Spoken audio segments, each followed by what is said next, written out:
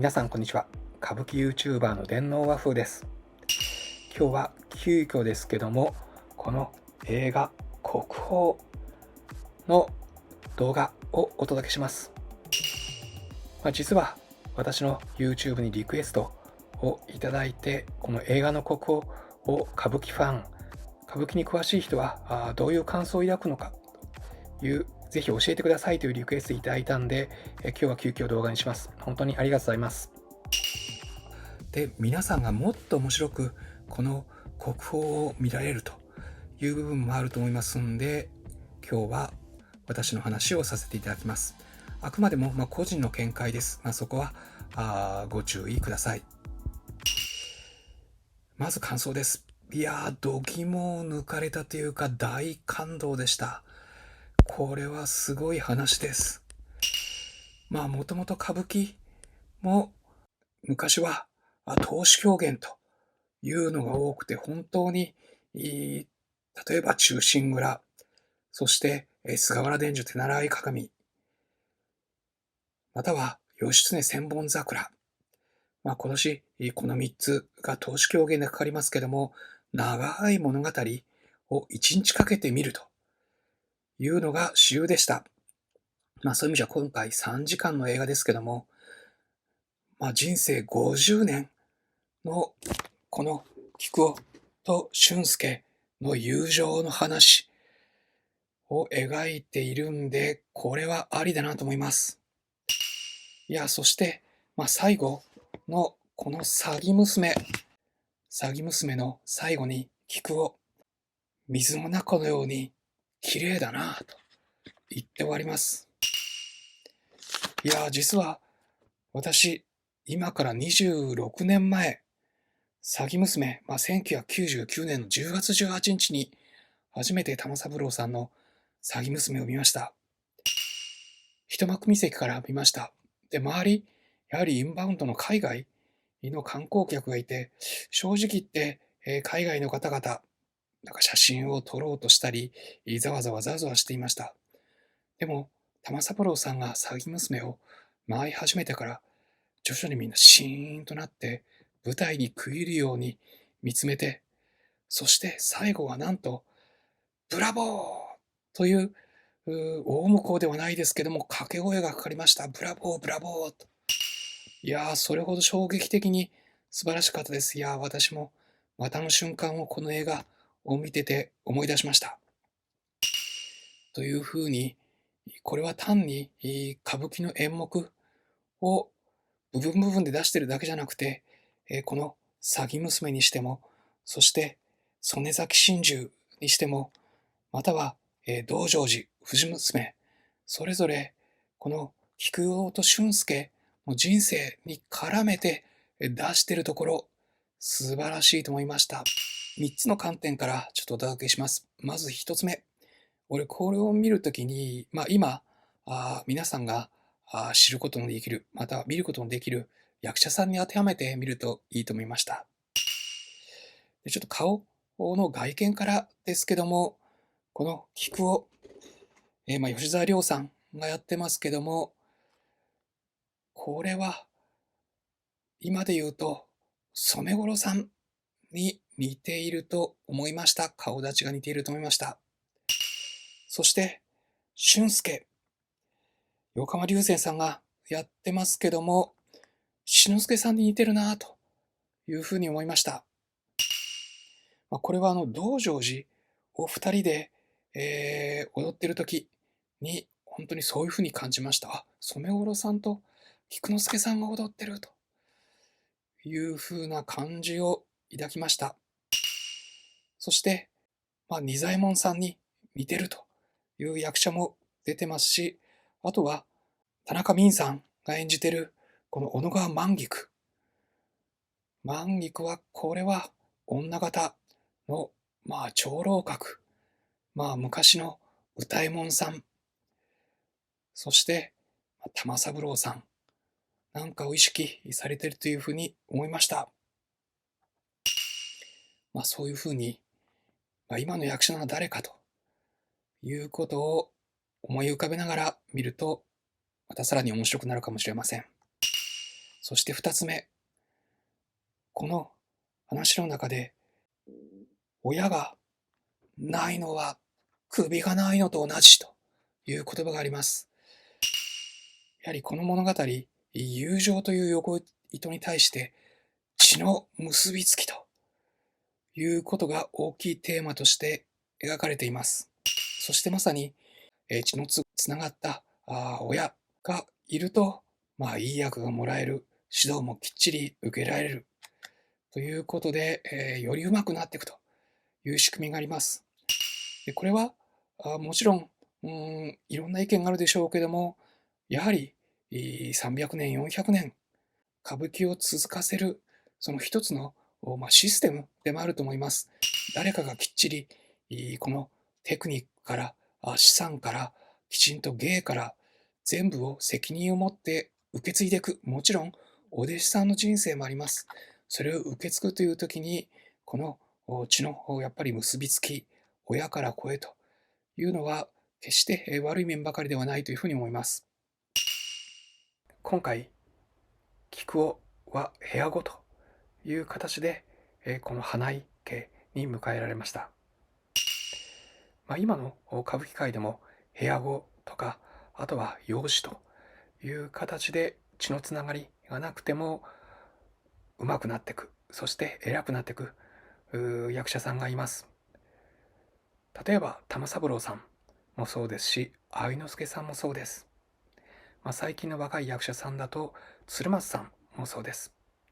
という歌舞伎はこの血のつながりの直系、そして部屋子や養子という外からの新しいうまい血も取り入れながら、きちんとダイナミックに続いているというところがあります。今回すごいのは、その中でその花井半次郎の奥さんの役を、寺島しのぶさんがやってるというところがあります。寺島しのぶさんが、これはなんで自分の血のつながってる俊介をもっといい役にしないんだという。でも実は今の歌舞伎の現状で言うと、菊之助さん、先日菊五郎になりました。菊五郎さんとこの寺島しのぶさんは兄弟です。そして菊之助さん、菊五郎さんの息子は菊之助さんとして、今襲名披露をまさにやってます。そしてこの寺島しのぶさん、女だから歌舞伎の舞台には立てないというところで、なかなか、苦労した面もあります。一度だけ文七もったい物語に出てました。獅童さんと一緒に出てました。そして寺島しのぶさんの息子さんの眞秀さんもいます。ちょうど今の新菊之助さんとこの眞秀さん、それぞれの例えば祝い幕を見ても結構、張り合ってるようにも思います。そういうところ、寺島しのぶさん、血のつながってる、やっぱり親から子に受け継がれていく、そちらの方がこの音羽屋を継いでいくというところ、いろいろ思うところがあるんじゃないでしょうか。あと、血もありますし、もっと広い意味で言うと、実はこの物語、やっぱり上方の歌舞伎が中心になってます。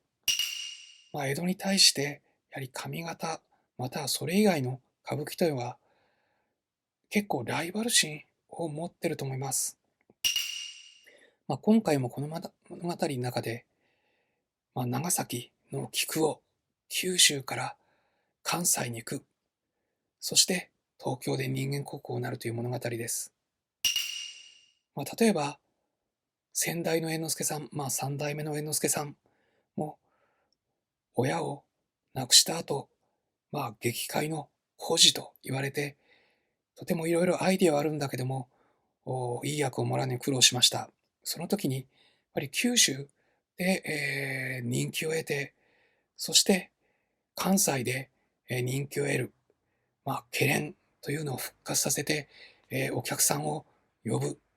それが認められてスーパー歌舞伎含めて、この歌舞伎座、または新橋演舞場、東京で演じられるようになるという、やはり九州、関西、東京、江戸というこの流れ、大きい流れをこの国宝も踏襲しているというところも面白いところです。またもう一つ大きい話として、今、大歌舞伎というのは松竹株式会社が中心になって運営しています。これは絶対です。松竹も株式化して、そして歌舞伎座の上に歌舞伎座タワーという、不動産でも利益を得られるようにして必死に歌舞伎を支えているという面もあります。実はこの映画を作った東宝というのも1955年から1983年に歌舞伎を一時やってました。もう少し商業的な歌舞伎です。その時に実は有名な歌右衛門さんがいたり、あとは今回歌舞伎の指導している鴈治郎のお父さんの坂田藤十郎さん4代目もいました。その東宝が結局歌舞伎やめてしまったんですけども、今回この歌舞伎のすごい国宝という映画を作った。そしてそれを指導したのが鴈治郎さんだったんだ。という、そういう松竹の大歌舞伎に対するやっぱりライバル心、またはもう一度というような面もあるかもしれません。こういうふうに見ていくと、本当にいろんな人の思いとか、歴史を飲み込むように、このすごい国宝という物語ができているという面があります。3つ目は、それぞれの歌舞伎の演目です。吉沢亮さんが1年半、きちんとこれに専念したということで、完成度高いと思います。その中でポイントをお伝えします。一番最初、関の戸が出てきます。素晴らしいなと思ったのは、劇場でやると、最後、花道に引っ込むというところもありますけども、今回、ヤクザの宴会場の、縁側、廊下のところを最後、引っ込みに使います。でもそれがなかなか美しいなと思いました。素晴らしい演出だと思います。そして、その後、桔梗が舞台の袖からちょっと覗くというので、連獅子があります。連獅子まさに今歌舞伎座で、菊五郎菊之助の襲名で連獅子、本物の連獅子がかかってるんで、ぜひ本物を見てください。そしてその後、二人で、藤娘を踊る。藤娘二人で踊って、評判を得る。でも実は、その後、落ちぶれた菊をがボロボロになって、土佐回りの舞台で踊る。いやー、すごい、こんな藤娘。確かに藤娘の中には昔の思い出を踊るとこもあります。この2回の藤娘にごたえがありました。次に道成寺です。道成寺、二人道成寺、金の上から睨む。そういうシーンですけども、まさにこれを見たときに、染五郎さんと七之助さんのことを思い出しました。実は、今年の10月、御園座で道成寺あります。道成寺、11月にシネマ歌舞伎でもあります。という10月御園座、11月シネマ歌舞伎でありますので、ぜひ見てください。そして道成寺のその鐘の後ろからこうやって撮影する。これは本当に私たち観客では見られないシーンなんですけども、本当に貴重でした。ああやって上がってくんだと、鐘の上にと。例えば道成寺、お能の場合は、演者が完全に鐘の中に入って鐘の中の暗いとこで着替えるというお能の道成寺もあります。本当に素晴らしい作品です。そして近松の曽根崎真珠、これがすごかった。これも2回ありましたね。お初がこの自分の足を差し出して、そして徳兵衛がその足にすがるというものすごいシーンです。これ1703年に、実際にあった話を元にしています。近松が今まで、割と歴史ものが中心だった文楽に対して、この文楽でもこの心中という概念を曽根崎心中で持ち込んで、ものすごい大阪でブームになりました。それで結局心中物は幕府に禁止されてしまう、上演禁止されてしまうというところまで人気が沸騰したそうです。そして実はこれ、11月に文楽の地方公演でこの曽根崎真珠を見ることができます。ぜひ見てください。そして、それが2回目の曽根崎真珠、糖尿病で壊死してる足にすがる。すごいな。このアイディアもすごいと思いました。